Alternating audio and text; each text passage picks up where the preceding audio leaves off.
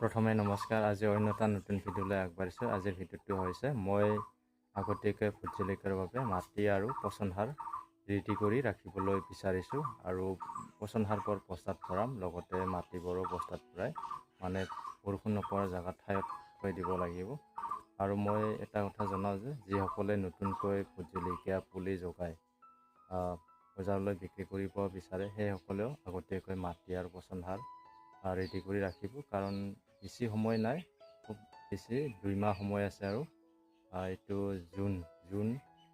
June July এই 2 মাহৰ পিছতে আগষ্টত আৰম্ভ হ'বই। জুলাইত কিছু ভোট জলকীয়া গুটি সিঁচিবই। সেয়েহে মই ক'বলৈ বিচাৰোঁ যিসকলে নতুনকৈ ভোট জলকীয়া গুটি জগাবলৈ বিচাৰে সেইসকলে মাটি আৰু পচন সাৰ ৰেডি কৰি ৰাখিব, যাতে আগতীয়াকৈ প্ৰস্তুত কৰিব পাৰে।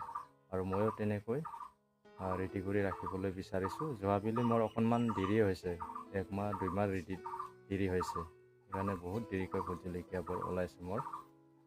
আৰু মই দেখি আছোঁ অকণমান পিছতে। আৰু এইবাৰ এনেকুৱা গৰম দিছে, কাৰণ ফাগুন চৈতৰ পৰা আজি 3-4 মাহ হৈ গ'ল বৰষুণ দি থকা, আৰু এতিয়া আপোনাৰ ৰ'দ টানি দিছে, এনেকুৱা গৰম পৰিছে। আৰু ডিম্পু দাই কৈছিলে এটা ভিডিঅ'ত ইমান গৰম পৰিব এইবাৰ বুলি। আৰু আহক মই যিবোৰ কাম কৰি আছোঁ, গৰম হ'লেও কাম কৰিব লাগিব, দেখাই আছোঁ মই আৰু মাটি কিমান লাগে 50-40 হাজাৰ মাটি মোৰ ইতিমধ্যে প্ৰস্তুত হৈ আছে। বৰ্তমান বৰষুণ নপৰা ঠাইত থৈ দিব লাগিব। ইতিমধ্যে মই গোবৰৰ যিটো পচন সাৰ সেইটো ৰেডি কৰি আছোঁ বস্তাত ভৰাৰ কাৰণে, ভৰাইছোৱে অলৰেডি। কিছু 10 বস্তামান আৰু আছে, মই দেখাই আছোঁ লগতে। আৰু মাটি মই ৰেডি কৰি ৰখাই আছে যোৱাবেলিৰ। এইবাৰ বৰষুণৰ পৰা ঠাইত ৰাখিব লাগিব। দেখাই আছোঁ বৰ্তমান বেক কেমেৰা। এনেকুৱা গৰম পৰিছে, বেহাৰ শুকাই দিছে আমাৰ। যোৱাবেলিৰ মাটি আছিলে, ইয়াত 10-15 হাজাৰ মাটি হ'ব। এনে দেখাত কম দেখা পায় কেমেৰাত। মাটি ভাল, মাটিটো পলসুৱা মাটি।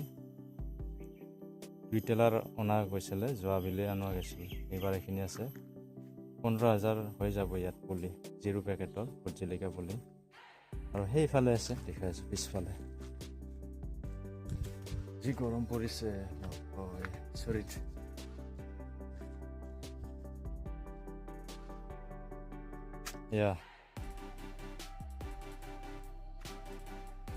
এইদম ৰাখিছে, ইয়াততো 10-15 হাজাৰ হৈ যাব ইয়াত।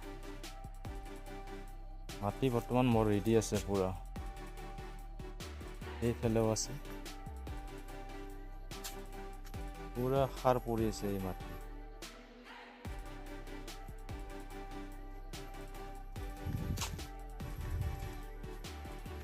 এইবোৰো মাটি আছে, এইবোৰো এইটো নতুনকৈ পেকেটিং কৰিব লাগিব। দেখি আছোঁ বৰ্তমান মই এতিয়া যি গৰম পৰিছে, অকণমান কাম কৰিলে ঘামি ওলায়, ঘামি যায়। কিমান দেখাইছোঁ এইবাৰ চোৱা। ইয়াত আৰু 6-7 বস্তা হ'ব ইয়াত। এনেকুৱা ডাইৰেক্ট ফুল নহয়, যিহেতু বান্ধিব লাগিব। এতিয়া মানে এই মৰা পচন সাৰটো ভৰাই থোৱাৰ এটাই কাৰণ আছে, যাতে বৰষুণ নপৰা ঠাইত ৰাখিব লাগিব। কাৰণ বৰষুণ আহি থাকিলে এই মৰা গোবৰটো বস্তাত ৰখাটো ভাল নহয়, কাৰণ জিকা হৈ থাকিব, জিপা হৈ থাকিলে ভাল নালাগে। মাটিবোৰ সান মিহলি কৰা দেখিছে। এনেকৈ আপোনালোকে যদি কৰে ইতিমধ্যে, কাৰণ খৰ দিছেতো 15-20 দিন হয়তো খৰ দিব পাৰে। এই টাইমতে মাটি গোবৰ এইবোৰ মৰা পচন গোবৰটো বস্তাত ভৰাই ৰাখি থৈ দিব লাগিব, চালিৰ তলত বা বাৰাণ্ডাৰ তলত। আৰু ইয়া আছে একদম ইয়াত, এইটো বৰ্তমান পচা নাই, আৰু 1 মাহ 1.5 মাহৰ পিছত পচিব সম্পূৰ্ণ। ইয়াকো ৰাখিব লাগিব, এতিয়া সম্পূৰ্ণ পচিব গোবৰটো। আৰু যিসকলে ভোট জলকীয়া পুলি জগাবলৈ বিচাৰে সেইসকলে মাটি আৰু পচন সাৰ ৰেডি কৰি ৰাখিবলৈ সময় হৈছে, কাৰণ ইতিমধ্যে জুন মাহ প্ৰথম পৰিছে, আৰু লগতে জুলাই বা আগষ্টৰ প্ৰথমত ভোট জলকীয়া পুলি জগাবলৈ পাৰিব, ভোট জলকীয়া গুটি সিঁচিব পাৰিব। কাৰণ মই ইতিমধ্যে সম্পূৰ্ণ দেখুৱাই দিলোঁ, ৰেডি কৰি ৰাখিছোঁ এতিয়া। আৰু সেইকাৰণে আপোনালোকে আজি কৰিম কালি কৰিম বুলি কৈ থাকিলে সময়বোৰ গুচি যায় বা অতিবাহিত হয়।